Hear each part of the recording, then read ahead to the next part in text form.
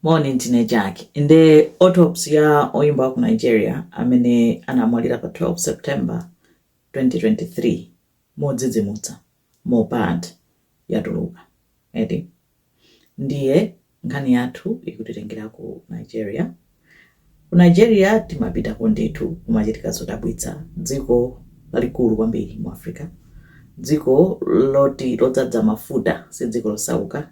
Population yawo yochuluka koopsa, more than 200 million people ku Nigeria.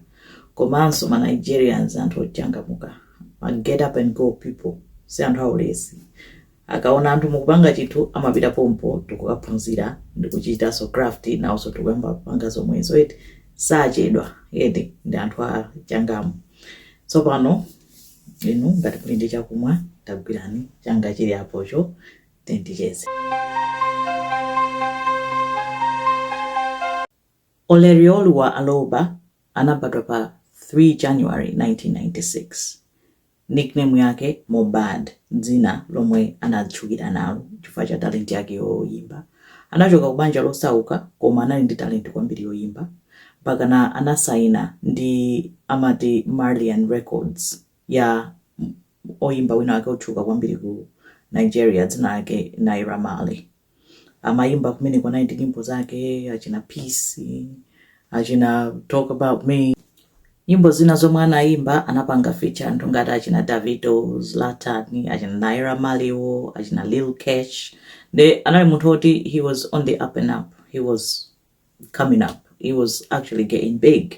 Edi koma vuto magulu mwawomo makalaso zokumwa chamba izi zokumwa madragi chanchani anazamangidwa nthawi yake chifukwa cha nkhani ngati zimenezozo.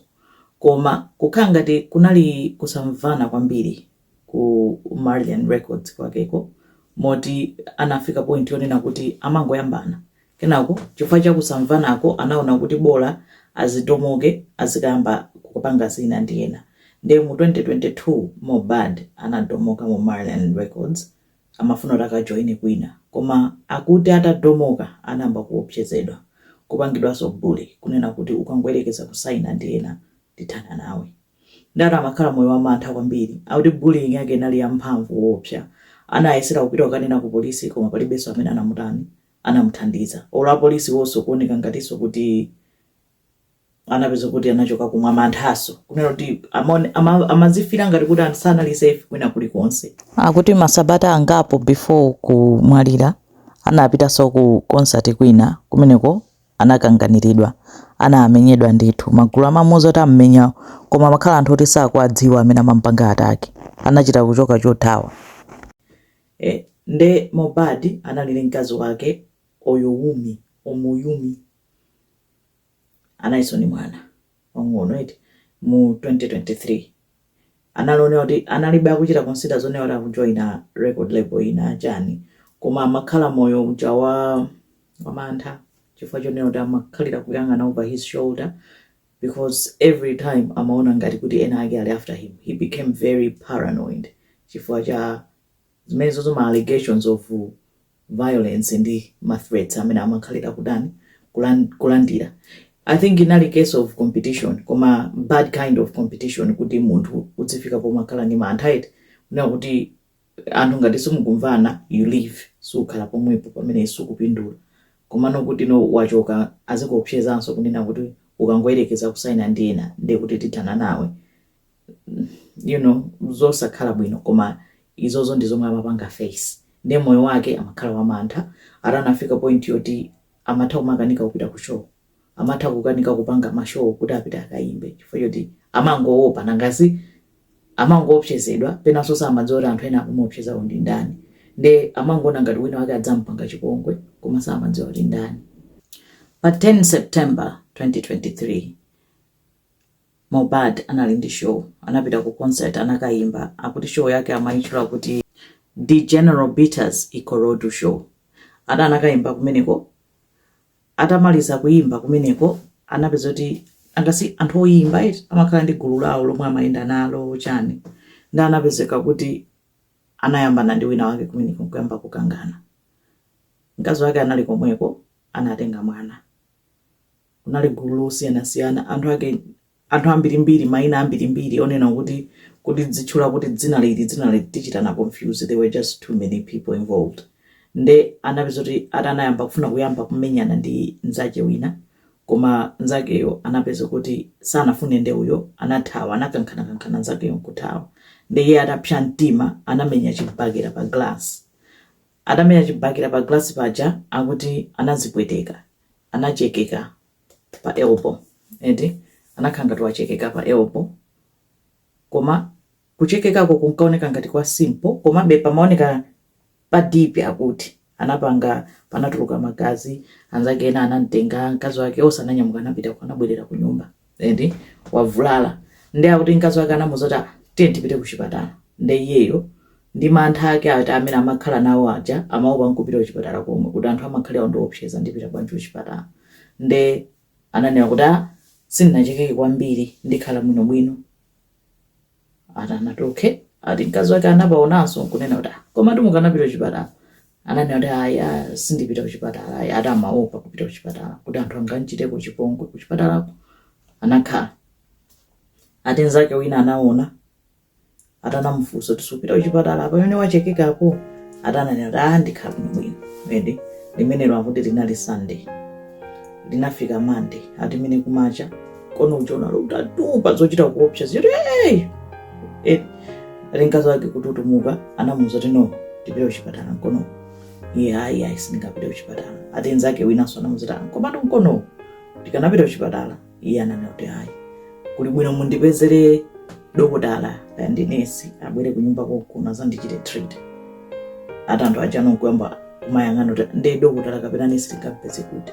Nzake amene analipoyo anayamba kumayimba phone around ma pharmacy machani kuti mungathe kubwera ku nyumba kuzampanga treat munthu wavulala nkono kanjani. Ndara anauza kunena kuti ayi angapo ananena kuti ayi sitibwera mmakomo mwa anthu kumadzapanga treat.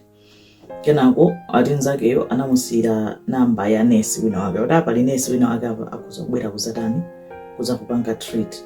Atanayesera kumuimbira nesi uja sana yanke. Kenako nzake uja ananyamuka kuchokapo kumapita anasiya mkazi wake kumeneko, komanso kuna anthu ena, koma mkono unatopa kwambiri sunali bwino.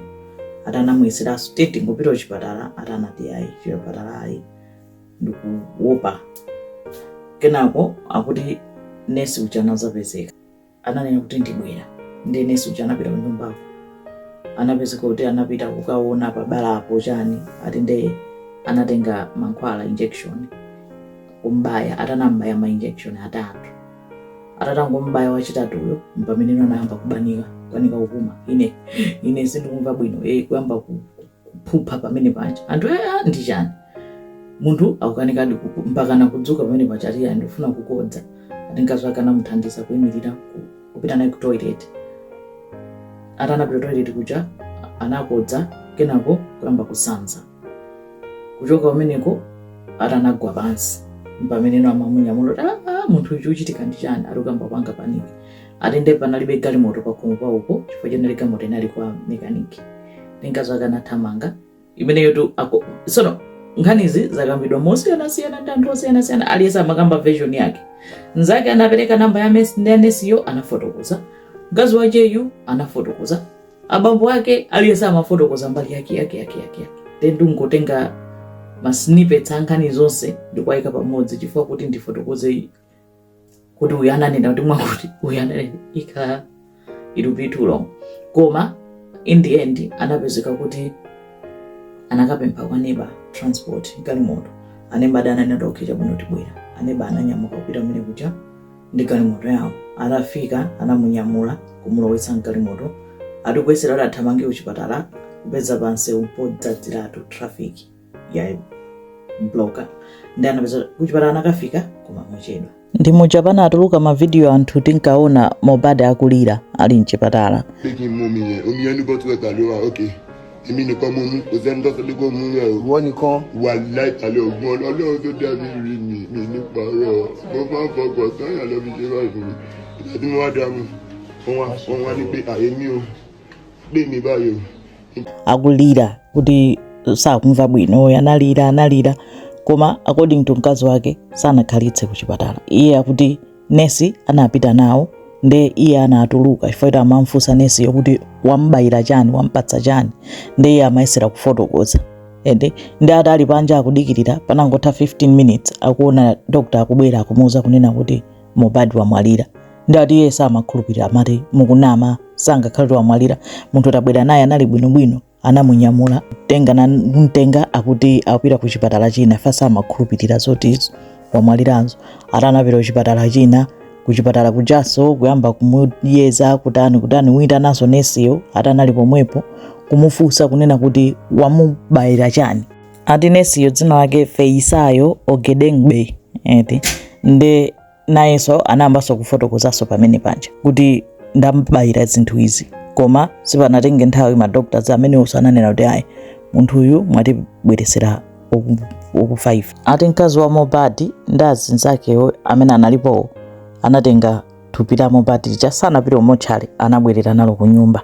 Kenako anayamba kumayimbira anthu mafoni, anayimbiranso foni bambo ake a Mohbad. Bambo ake a Mohbad ati anafika anapeza kwadzaza kale chigulu kunsewu konse kuli anthu. Kufika nyumba ati kuwalozera pamene pali Mohbad kuti ali mrumumo, ati atapita anapeza kuti wapangidwa embamu kale. Ndi akuti anangoti okay chabwino tiyeni ku polisi tikatenge report kaya tikapereke report ya imfai. Ati ananyamuka anatenga thupi la Mohbad lichakulika mu ambulance kupita ku polisi kunena kuti tabwera kuzachita register imfa. Apolisi wa ati anakanira kumene kukazi sitikudziwa kuti malo mopita umotchala mapita ku polisi kufa chani.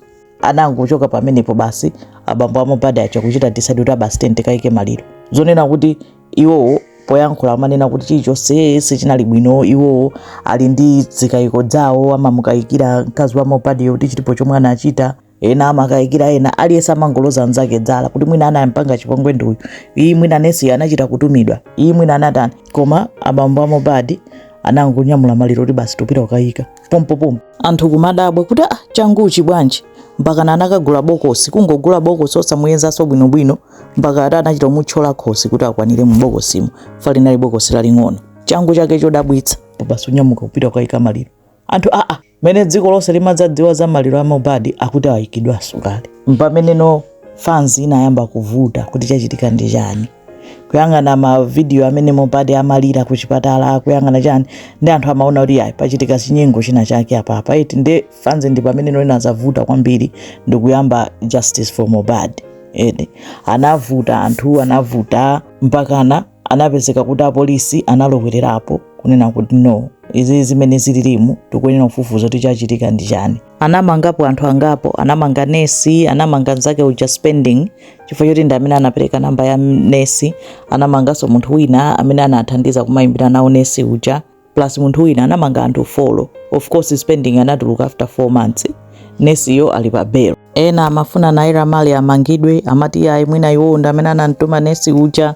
Padali ma theory ambiri osiyanasiyana, ndi ma bloggers iso amaikokomeza kwambiri nkhanicha, aliyense amanena ma version yake, ena mkazi yoyipa chamupha Mohbad nchani, mpaka analamula kunena kuti akapanga exhume kumanda akafukule maliro. Zinali pa social media posepa mena ananyamuka kukakumba manda kuchosa thupi la Mohbad, anatulusa maliro anapitisa kutiko kwa ma coroners kuti akapange autopsy. Akhala kuyambira nthawi imene taganiza 2023 anakafukula kumanda pa 21 September khangati 2023.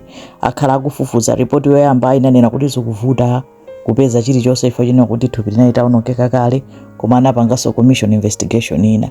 Nthawi yonseyo abambo ake a Mohbad anayamba nkhondo ndi mkazi wake wa Mohbad, amapanga assume kuti akuziwapo kanthu pa imfayo, kumunena zosakhala bwino zonena kuti anthu ena akupeza kuti mpaka nadi antembenukira mkazi wa Mohbad uja, mpaka ufika poyamba unena kuti mwanayo si wa Mohbad, mwana anabereka uja adafuna akapangise DNA.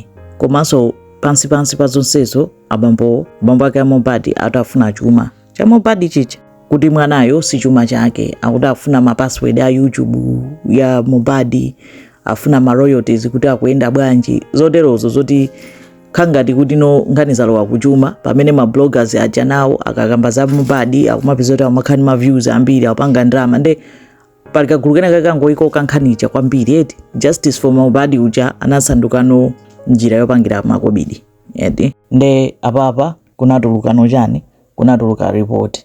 Nde report yake coroner waifotokoza pangapo. Kufotokoza kwake wanena kuti pali anthu angapo olakwa koma sikuti anthuwo anamupha Mobad. Akuti anthu ambiri anampanga chipongwe, anampanga let down. Music industry sinamthandize, nampanga let down. Community sinamthandize, nampanga let down.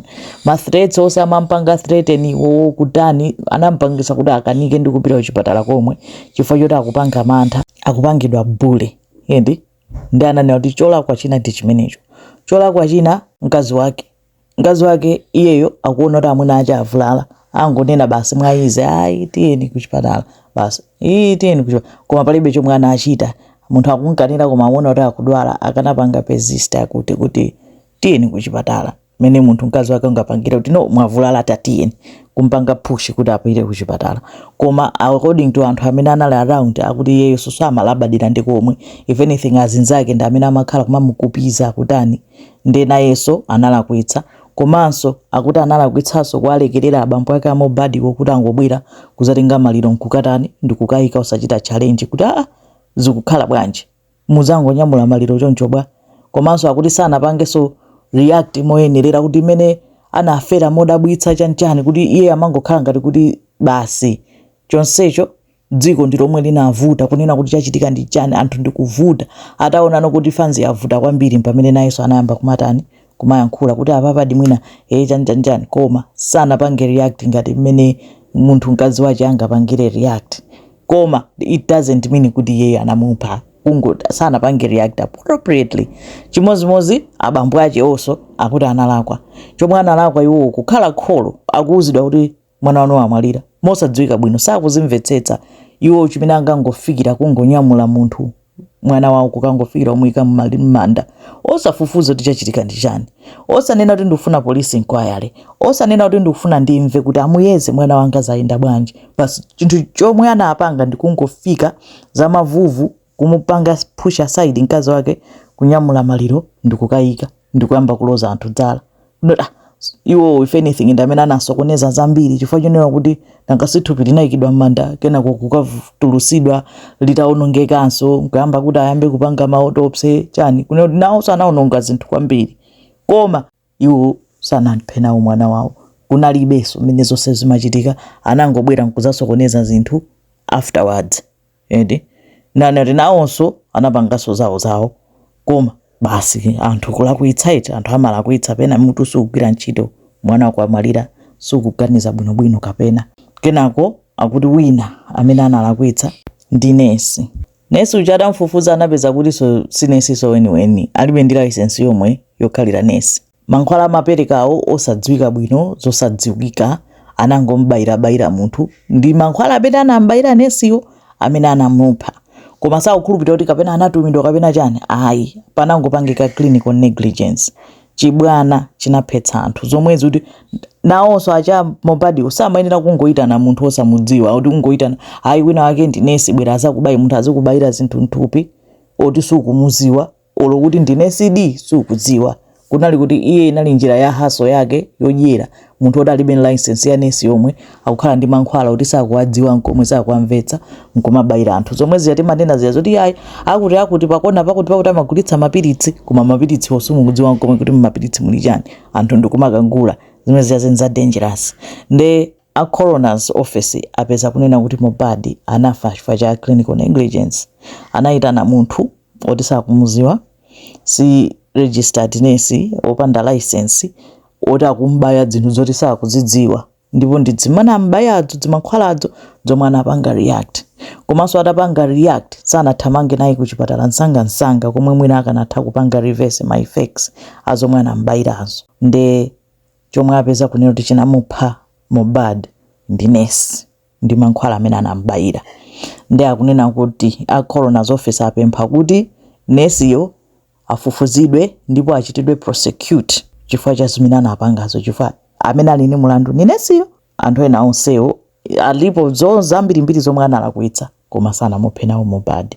Amene anapanga chiwembu ndi nesi. Imeneyo ndi mmene yathera. Of course anthu ena akuyikanabe kuti ayi zimenezo zonse tikuzilolera alipo nangasipena anthu amakhala kuti apanga chiganizo mutu kuti uyu ndi oyipa basi. Imeneyo ndi nkhani ya Mobad anafa momvetsa chisoni. Anthu ena sakufunabe kuvomereza ma results ya autopsy, koma izo ndi zomwe chipatala kapena nena kuti ma coroners amene amafufuza apeza. Zikomo kwambiri.